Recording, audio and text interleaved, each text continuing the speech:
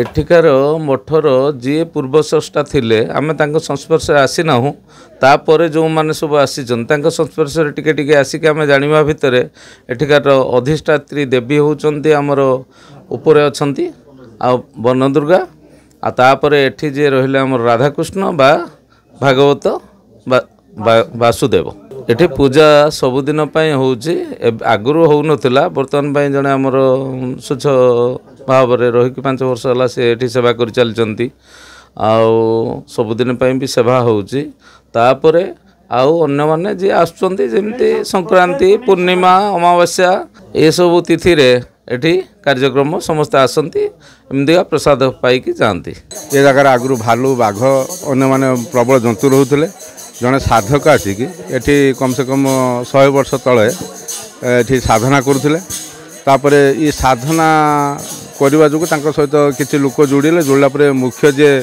दीक्षा ग्रहण कले जुजगिरी बाबा तांकर सहित आमर संपर्क होता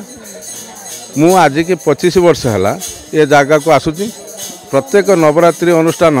चैत्र मास एवं बैशाख चैत्र मासिया एवं जो कि आश्विन मास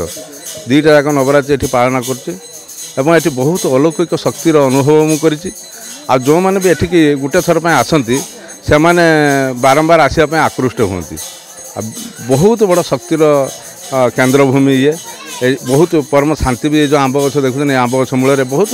आनंद भी मिले बहुत शांति भी मिले बहुत अलौकिक शक्ति ये ठाकुर अच्छी माँ वन दुर्गा अच्छी मुझे निजे दर्शन माँ को दर्शन पाई संध्या समय आम बहुत साधु मैंने आसती आमर जी एठी क्षेत्रवासी बाबा सी प्राय 200 वर्ष पूर्वे आमे तो देखने छुआ लोक जहाँ कहती आर शिष्य भी देह त्याग कले ये साधु मानक नहीं मकर मेला जोरदार हुए आरकम प्रत्येक दिन आम ठाकुर को नीतिकांति भी हुए भोग प्रसाद भोग हुए जी जो आसला जो आस खाती बहु आड़ लोक भी ये समागम मकर मेल प्रबल भिड़ हमें कलिकता ठार आरंभ कर भद्रक बालेश्वर जिला पर्यटन लोक ये समागम बहुत थाए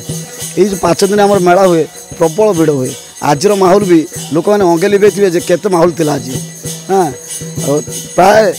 हजार हजार लोकंर खाद्य भी आयोजन कराई खायापाई कौन लोक फेरवाई भी मना समस्ते खाई जावाई कराई ये तो पहाड़ उपरे वन दुर्गा ये रही वासुदेव ठाकुर रही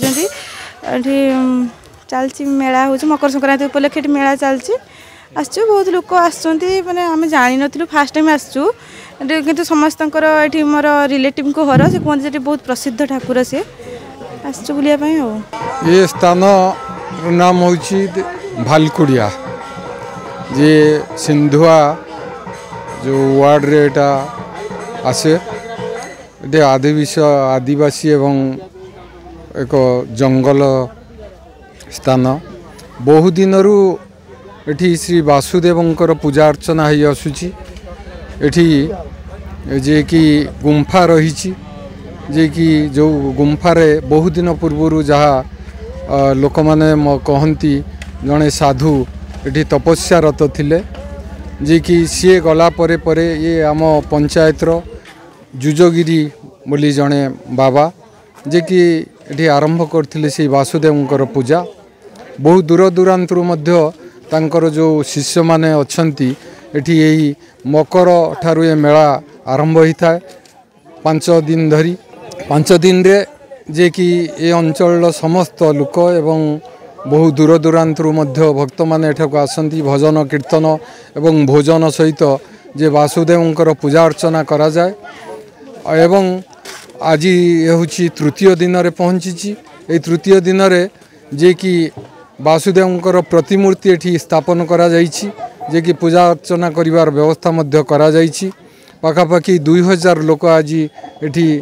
एकत्रित होइथिले। समस्तन पई मध्य भोजन रो व्यवस्था करा जाइथिला जे कि विगत 2 दिन मध्य धरी एठी भजन कीर्तन भोजन रो व्यवस्था मध्य होइथिला। और 2 दिन डी चलिबो जे कि एई मेला। एवं रविवार दिन ये जो वासुदेवंकर प्रतिष्ठा एठारे कार्य करा जिवो। तेणु बहु प्रतिष्ठित जे कि एठी वासुदेव भालकुड़िया ये स्थानटी